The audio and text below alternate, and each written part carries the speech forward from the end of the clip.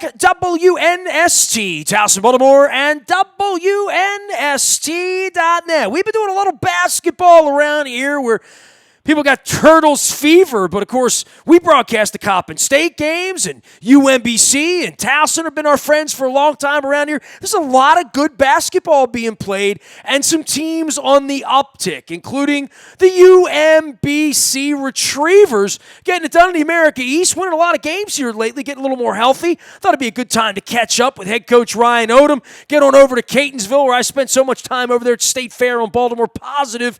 We welcome Coach Odom back onto the program. Hey, pretty nifty. I look up and I say, man, you guys were really scuffling a couple weeks ago and injuries and all that. This has been a nice little stretch for you guys to turn your season around here and get yourself back up to 500, Coach. Yeah, it really has. I'm really proud of the guys, and where they've been able to and where they've come from. Obviously, not a ton of positivity, going on, just after the new year, and we kind of had to regroup, and part of it was just getting healthy, and then get these guys some time together in practice. And we did start slow in the conference, and have been able to recover quite nicely. So we're excited for the stretch run here. I think I talked to you the morning after the Virginia game a couple years ago, and I guess, in between we see each other. I saw you at the preseason event this year over Coppin State. How has that changed things, in the big picture of things when it comes to scheduling and what you'd like to do and where you'd like to sneak into places you can't sneak into anymore because of such a monumental thing? But has it affected the way you schedule and the way you'd want to do it for conference play? A little bit. We're a little bit more marketable now, I think. As a basketball program, we have folks that'll reach out to us from time to time. Obviously, we have two kids on our team right now that are from London, and so we got asked to do a doubleheader, first ever in the history of college basketball in London next year, and they're playing it at the Olympic Arena. And the O2, they call it. And I've been there. Yeah. Kentucky is playing Michigan, and that's the signature game. And then, we're headlined to play. We're set to play Marist in the doubleheader. So we'll be the preliminary game for Kentucky and Michigan. Which would be pretty cool. Well, you're going to have to get your kids on the big gondola ride over the water there. Make sure you do that outside the O2 Arena. You guys are going to have a good time over there. But I know all focus right now on what you're doing. And, at one point, maybe not even being in your own conference tournament, things have turned around for you. Well, what's happened here in the last, let's say, month? Since I got back from the Super Bowl, you guys haven't lost. But obviously, going to Albany, going to Vermont, and winning, this has been a real big week. What are you seeing in your team that maybe you weren't seeing a couple weeks ago? Yeah, I think, the easy answer there is just we're more competitive. We're way more competitive more consistently.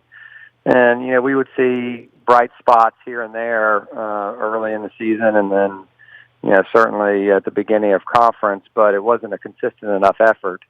And, we're certainly seeing that now. The defense has really picked up. If you had to pick one thing, we've been able to shoot the ball a whole lot more in practice, and the guys are beginning to shoot it better, which, certainly you have to do this time of year if you want to, be playing well down the stretch. You got to make baskets and be more connected.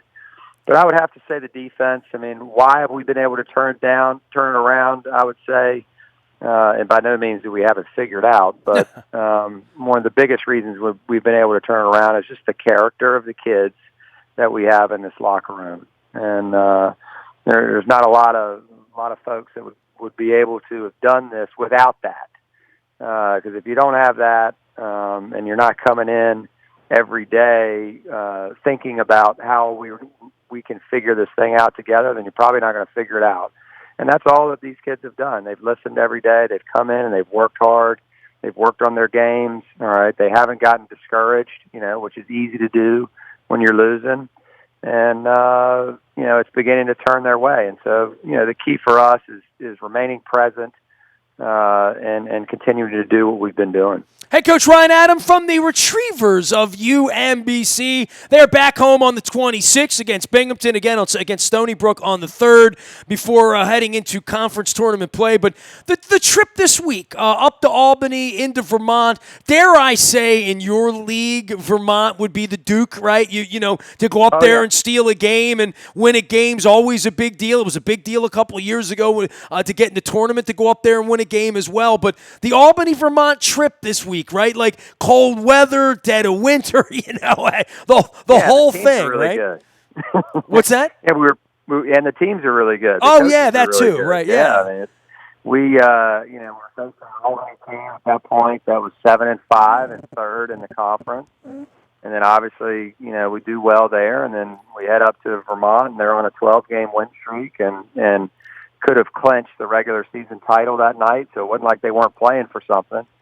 And, our guys just hung in there and did what they needed to do and closed out the game. So really proud of that week. And I think it started, obviously, once we got through the first 8 games and, you kind of hit the second side of conference, I wrote it up on the board, what our record was. And I told the guys, right now you're 0-0. And so I don't even want you to look at that 2-6 start.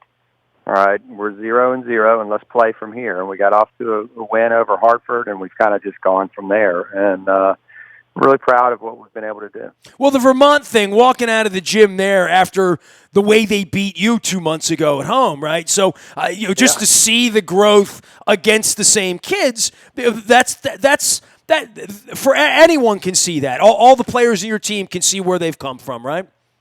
Yeah, no doubt. I mean, they've definitely grown, and you have to have really good senior leadership in order to make that happen. And KJ will tell you himself, he didn't get off to the start that he wanted in the season, and then certainly in the conference. And he's really picked it up. His leadership has been fabulous. He's never gotten discouraged. He's been a problem solver, and I would add Ricky Council to that, even though he doesn't play as many minutes. As KJ does, he's the most positive player I've ever been around.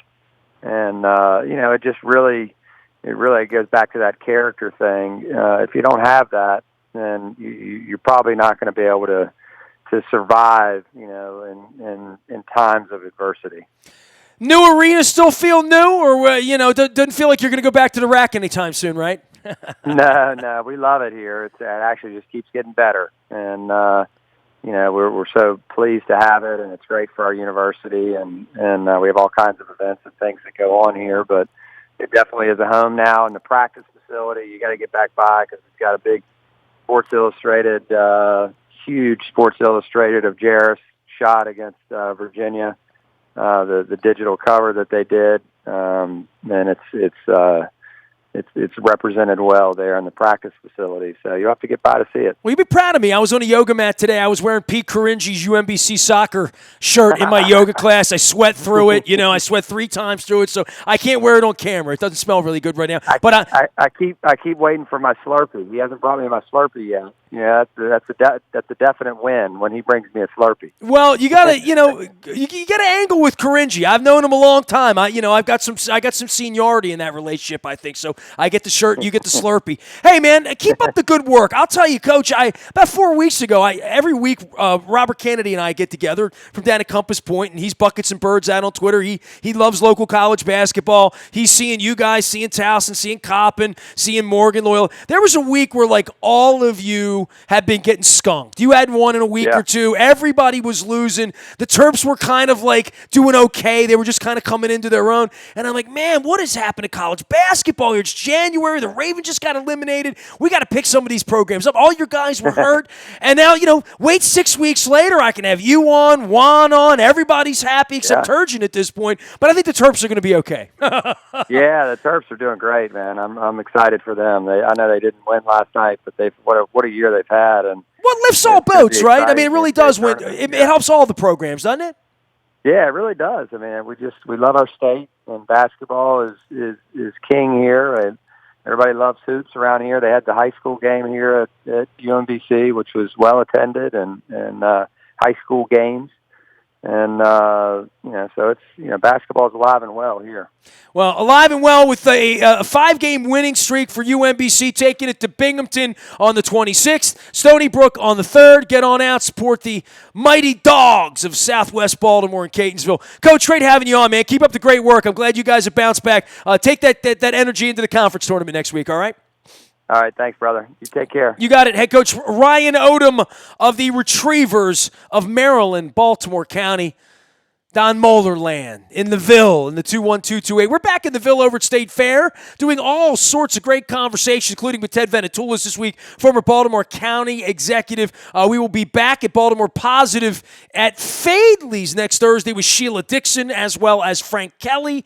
And we are going to be doing a very, very special event on Tuesday, April the 14th. I want you to hold that afternoon. We are having a very special day for Baltimore Positive. It is our 1-year anniversary, and we got something special up our sleeve for April the 14th. We hope you participate in that as well. You can find me in the buyatoyota.com audio vault 24 hours a day from anywhere in the world on your mobile device by downloading the TuneIn Radio app. Doing some college basketball this week. I'm getting after the Orioles a little bit down in Sarasota this week. Certainly the Ravens and the Combine in Indianapolis, and Baltimore Positive as well. We are WNST.net, AM 1570, and WNST Towson, Baltimore, and we never stop talking Baltimore sports and little UMBC hoops.